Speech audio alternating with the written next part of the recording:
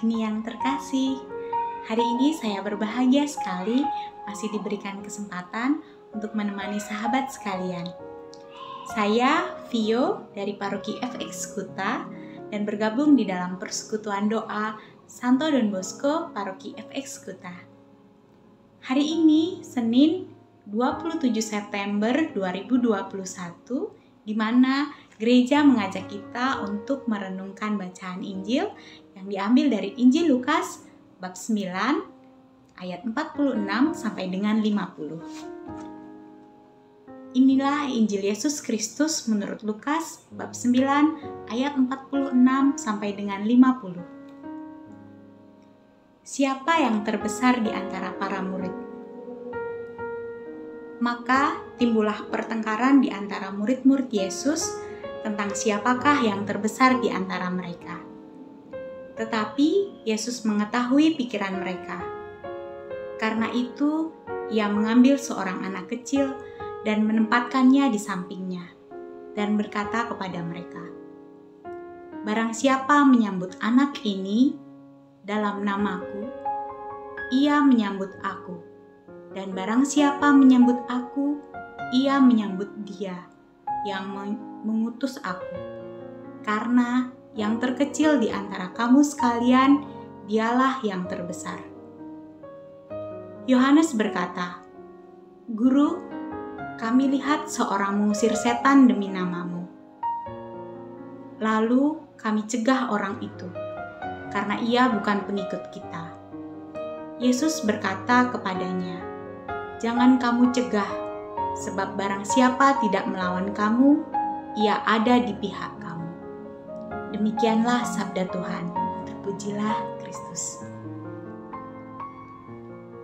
Setelah membaca Injil hari ini, saya teringat kembali kejadian dan peristiwa saya waktu saya masih duduk di bangku sekolah dasar. Jadi waktu itu akhir tahun akan menuju Natal. Nah, kita satu kelas ini diberi tugas untuk mementaskan satu pertunjukan drama untuk perayaan Natal. Nah, drama ini nanti kita satu kelas, anak-anak itu dibagi menjadi kelompok-kelompok, terus kemudian kelompok-kelompok ini di casting untuk mendapatkan peran-peran tertentu. Pada saat itu semua orang sibuk untuk menampilkan yang terbaik ketika melewati tahap casting itu. Jadi semua anak itu berlomba untuk mendapatkan peran utama atau peran-peran yang menonjol. Nah, selama casting ini ada satu anak yang memang dia tidak memiliki kemampuan yang lebih, atau dia mengalami banyak kesulitan dan ketidakmampuan, seperti dia tidak bisa menghafalkan adegan-adegan, dia juga tidak bisa menghafalkan teks-teks atau percakapan-percakapan antar pemain begitu. Jadi keberadaan dia malah membuat yang lain itu tidak fokus, atau dia kadang malah mengacaukan proses casting karena yang berlarut-larut dengan ketidakbisaannya dia. Nah, kemudian karena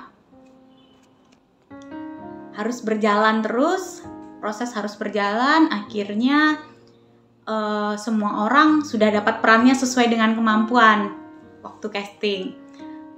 Kemudian udah dipilih satu-satu, ini perannya ini perannya ini.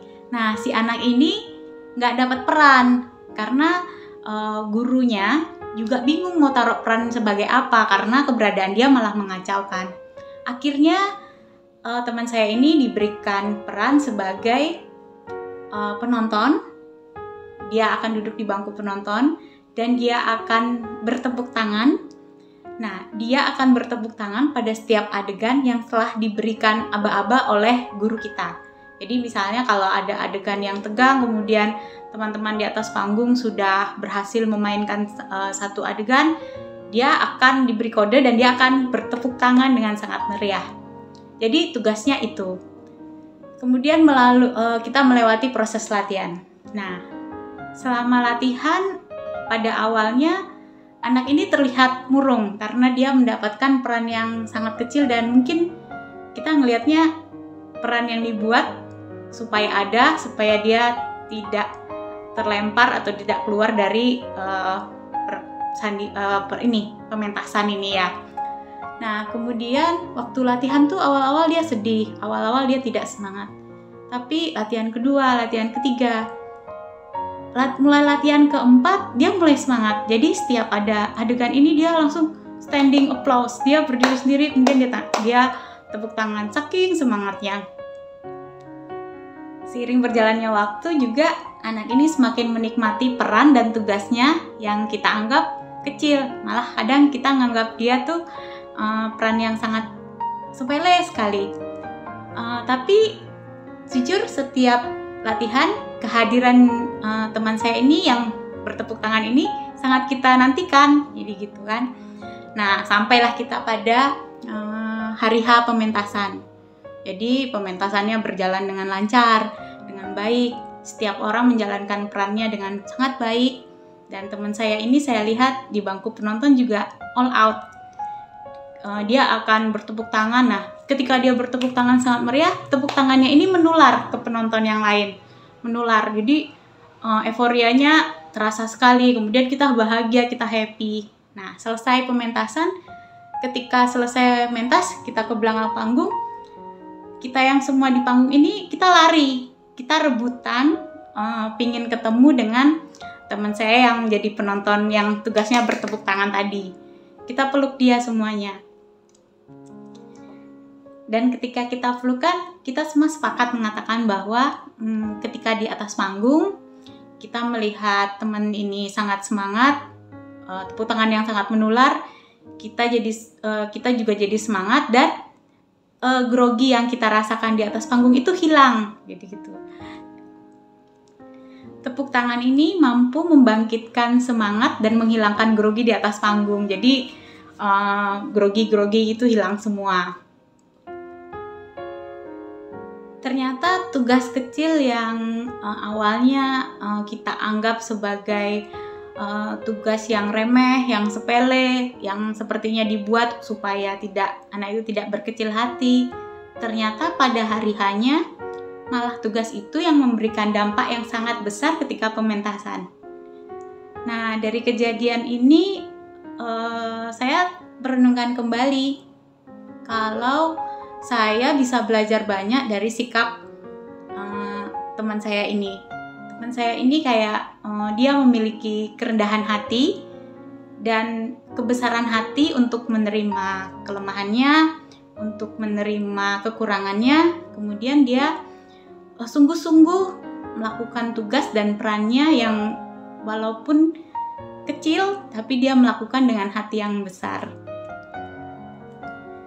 Pada akhirnya saya belajar bahwa teman saya ini melaksanakan apa yang Tuhan Yesus ajarkan. Jadi kebesaran seseorang ditentukan bagaimana sikap hatinya. Kadangkala mereka yang kita anggap paling kecil, justru dialah yang paling banyak membawa dampak besar. Untuk menutup renungan dan refleksi pada hari ini, mari kita panjatkan doa dan memohonkan rahmat penyertaan Tuhan untuk kita semakin lebih meneladani cara hidup Yesus dan menjalankan apa yang diajarkan Tuhan Yesus. Mari kita siapkan hati dalam nama Bapa dan Putra dan Roh Kudus. Amin. Allah Bapa yang ada di surga, terima kasih untuk penyertaan-Mu sampai hari ini.